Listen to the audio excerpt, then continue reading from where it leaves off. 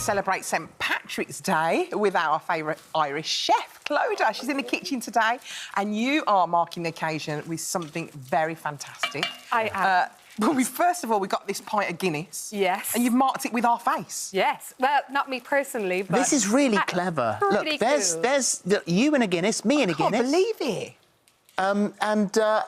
it. It's like a machine. I had a look at it earlier on. So what? It's like a printing machine. Look at that. It's called a stoutie. Unbelievable.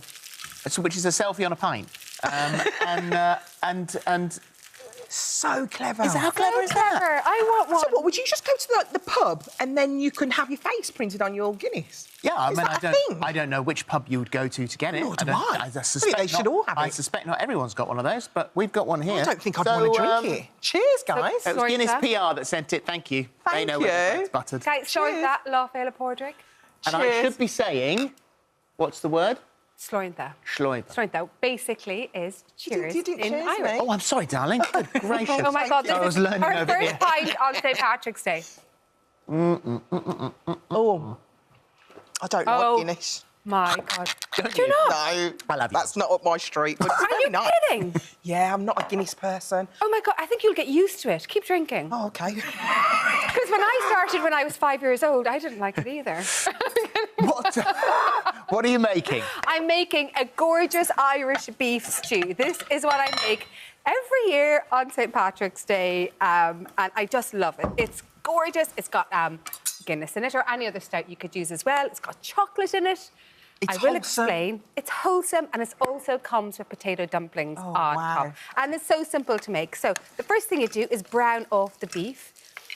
I have doused them in or shaken them in a little bit of flour, because what that does is, when I put in the liquid, then it thickens up all the sauce. I love using shinna beef, and if you do use shinna beef, you're like two little kids over there. Sorry. I feel like I'm the mommy. Now, boys and girls.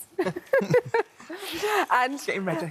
If you are using a shinna beef, make sure you cook it for about another hour or two. It does need that little bit longer. But once you've browned your meat with the flour, just a tiny bit of flour. Thanks, Alison. Is that like a roux? I'm just putting a little bit of flour on the notes. I always know when it's kind of a little bit like the roux, but it's not got the butter and everything in it. But it does do the same kind of thing. It's going to be thickening up the sauce. So I've taken out all the beef, put the pot back on. See, I shouldn't have fed you until afterwards. Now we'll be quiet because we've slurred up. I'm going in, and already it tastes delicious. Putting more butter on, so using the same pan all the time, because all the flavours are building up on the bottom of that. I always remember when I first started trade. It's good, isn't it? It's amazing. Isn't it good? It's so good. Oh, happy St. Patrick's Day, guys. And then when you put your butter on, right, get your wooden spoon and then scrape all the little bits down here, right? Oh, look at all that's that. where the flavour is. I always remember years ago when I was training as a chef in Ballymaloe House in Ireland, in Cork. And the late Mrs. Allen, amazing teacher, and also Rory O'Connor was my teacher there as well. And I remember when the first thing I learned was I think I actually put the pan into the wash-up, and Mrs. Allen was there, and she went over and grabbed it, and she was like, "Who put this in the wash-up?" And I was like, "Oh, it's all me." All the best flavours on the bottom of the pan. And she was like, "That's where all the best flavours are." And that was one of the first big lessons I learned. So I've got my shallots in there. They're like pillows, because they just absorb all the juicy flavour of everything. So they are fantastic in stews. And then next then I'm putting in chestnut mushrooms, or you could use button mushrooms. Chestnut mushrooms just have what they say on the lid. They have a little bit more chestnutty flavour in them, and they kind of stand up. They don't get too soggy or wet. They kind of absorb all the flavour lovely. Now, this is where all the flavour is building up. I love this. And then garlic in next, OK? It's just lovely ingredients, isn't it? It's just fresh and lovely. It is lovely, isn't it? It's just It just feels like home. When I eat something like this, it's just so comforting. It just feels like home. That's so amazing, isn't it? Because you don't have an Irish background. No, but and you know what? It reminds me of the Caribbean food. Well, it that's really so does. lovely, It's isn't a it? Similar, yeah, definitely similar. So we do like a Caribbean soup. Yeah. And you put the beef in it and everything. It's beautiful. I love that. You know, we come from different countries, but still the one dish kind of makes us both feel like home. Isn't that lovely?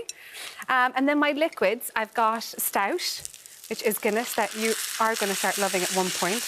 And then I've got my beef stock. See, there's loads of liquid that goes in here because it does cook for a long time. But I can't even taste that Guinness, can you? No, you can't. No, I taste that and I really It's don't a sort of there is a richness to it, but I suspect that's probably a lot of what you've just done there, yeah. Yeah, so I'm putting in the dark chocolate, and a lot of people would think, oh, my God. So the French have been doing this for years, as have the Mexicans.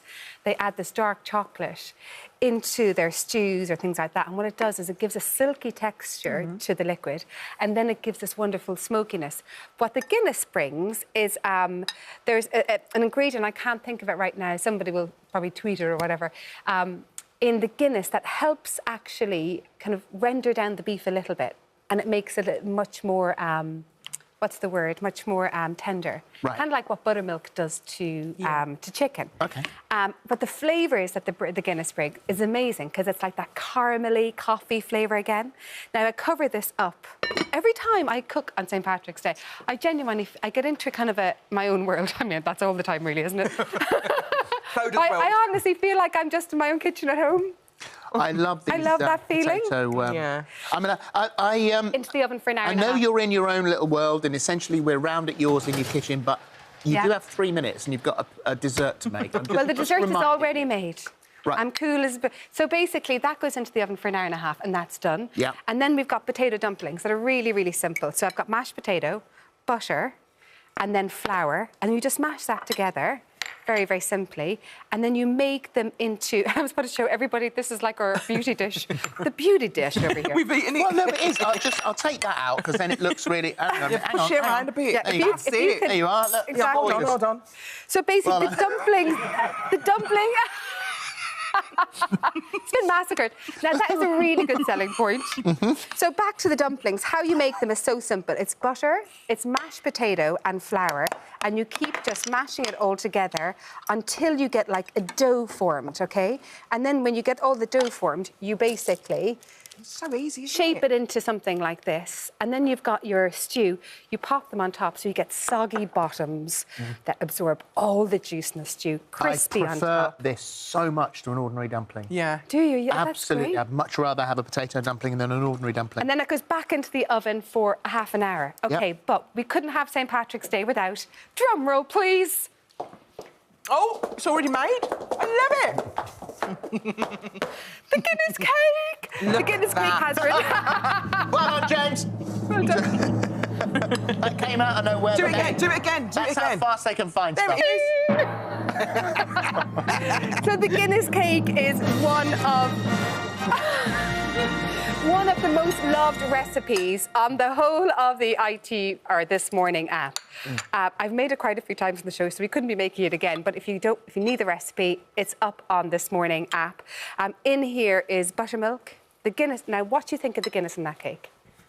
It just tastes like a lovely, delicious cake. I know, it's chocolatey. It's quite light. The Guinness makes it quite light with all the bear. I can't taste any Guinness. Not what I... You know, when I have a glass of that, it doesn't taste like that. It's just beautiful. It's beautiful, lovely chocolate cake. And then the vanilla cream cheese frosting. That is delicious. Oh, my God.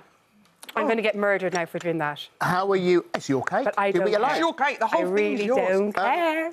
So what are you doing this evening? Are you celebrating? Well, this evening, what am I doing? I'm definitely going to have a pint of Guinness. Well, you can have that one. And then I'm going to celebrate tomorrow.